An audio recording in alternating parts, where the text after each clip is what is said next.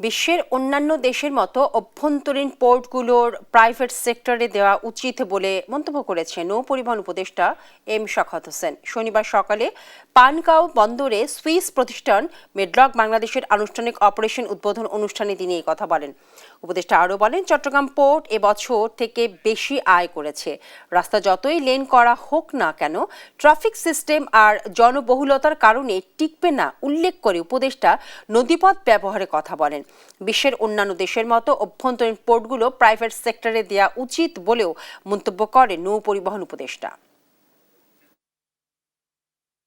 যে এই ধরনের যে ইন্টারনাল পোর্টগুলো আছে এগুলো ক্রমেই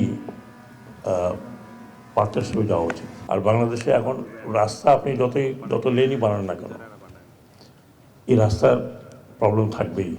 সেটা আপনি 8 লেন বানান আর 10 লেন বানান, because of traffic system and our population. সেইখানে আমাদের নদী ব্যবহার করাটা আমার মনে হয় যে আমাদের উচিত, এবং আমরা সেই লক্ষ্যটাই আমাদের রাখা উচিত।